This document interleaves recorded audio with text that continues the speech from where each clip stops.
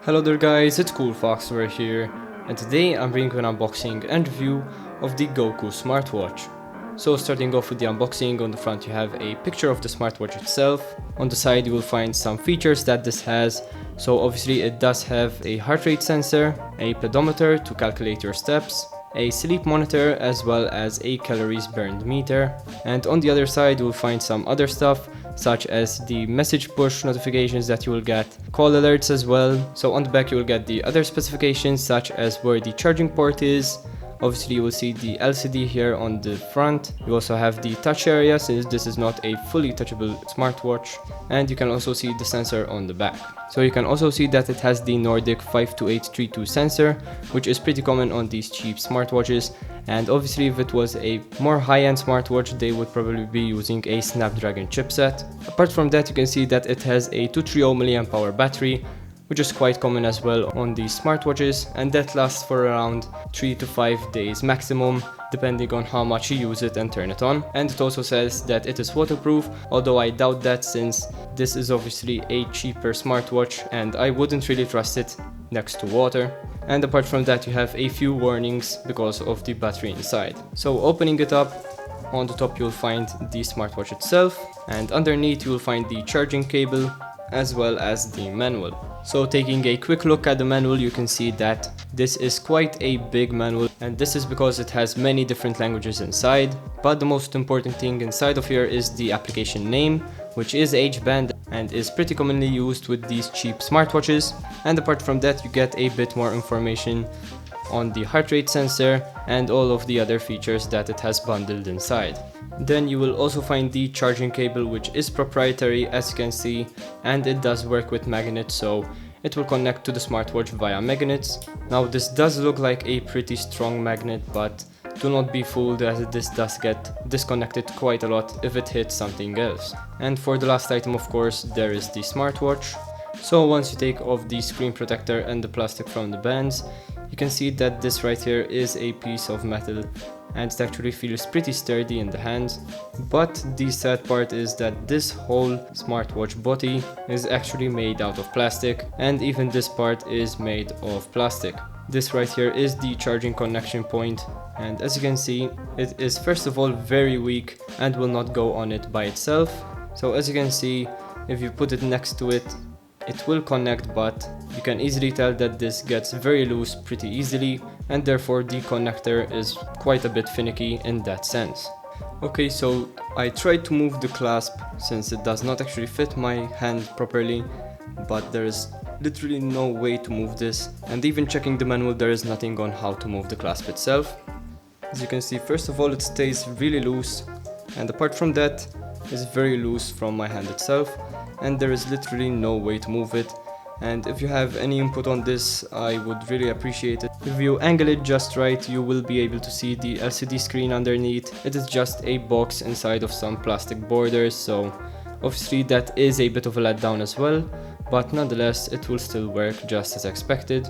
So once it turns on, you can see that the watch face here is actually pretty good, but going through the different settings you can see that it is just a tiny bit sluggish, but at least there's no screen tearing such as on some other smartwatches. So as I said before, this is the only part that is actually touch sensitive, and if you press any other part of the screen, nothing will happen. And you might also be able to tell that this is actually a pretty dim screen. As you can see, I did overexpose quite a bit just so I could properly expose the screen, and therefore this will not be any good in direct sunlight. So keep in mind that if you go outside with this, it will not actually be that good.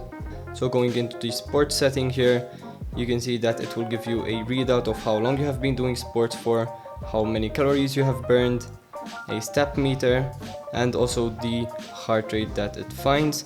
Now obviously here you can see that it is giving me a heart rate for some reason without me even putting a hand on the watch itself. So from this alone you can tell that this is quite buggy. You can also pause it and it will vibrate, and you can also leave by holding down the button. Then you also have a sleep meter, and this will tell you the quality of sleep, deep sleep time and light sleep time, and this will obviously be calculated by how much you move during the night, so it is obviously not going to be super accurate, but nonetheless it will show you something that you can actually read. So here you can see that the heart rate sensor does not actually activate if there is no hand, so there might be a legitimate side to the heart rate sensor.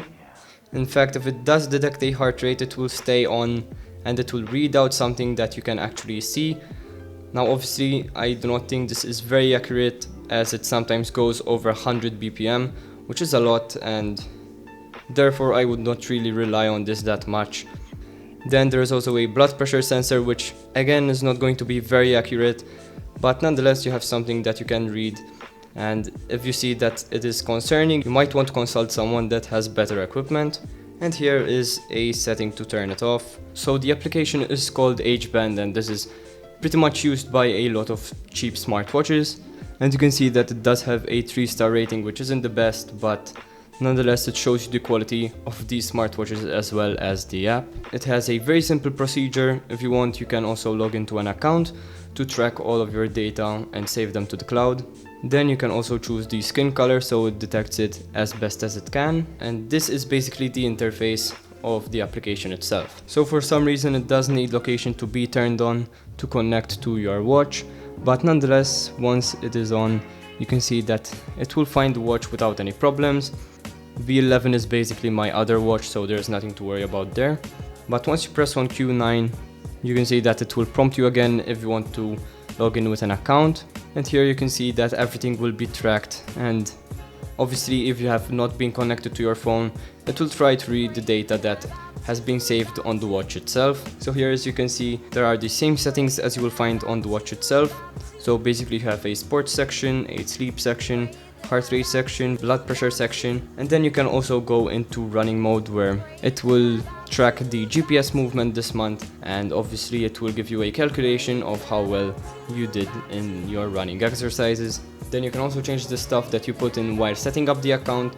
So basically you can change your height, weight, and everything else, your age as well, and this will all be used, as I said before, to calculate how well you are doing in your exercise. You can also change the steps goal, your usual sleep routine and how long you sleep. You can also change from metric to imperial. You can also change the theme on your application itself. And apart from that, you can also change some settings from the watch itself. So you have message notifications, so for example if you get notifications on your phone, you will be notified on your watch as well. You can also receive, as you can see, SMSs, WeChat, QQ, Facebook, Twitter. There are a lot of stuff that can be notified from your watch. You can also change some alarm settings and put in some alarms so that your watch starts to vibrate at that given time. You can also input a setting where you are usually sat down, so that it knows when you are actually sitting down, for example for work. You also have a heart rate alert, so if it goes over a certain amount, it will alert you. And obviously you have the turn twist detection, so if for example the watch is facing down and then you twist it, it will turn on. You can also just turn that off with a simple switch. As you can see, it is not working now.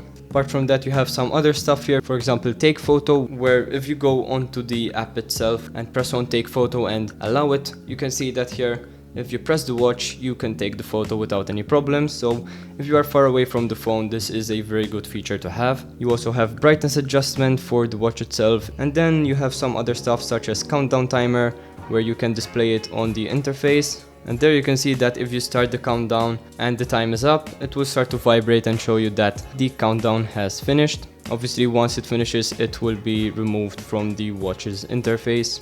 And basically that is all that you will find in the application itself. So if you are going to buy this watch, obviously you should install this application and check all of this stuff out, since this is all very helpful stuff. So I hope you enjoyed this video, guys. If you did, please leave a like and subscribe for more content. This was CoolFox, and I'm out. Peace.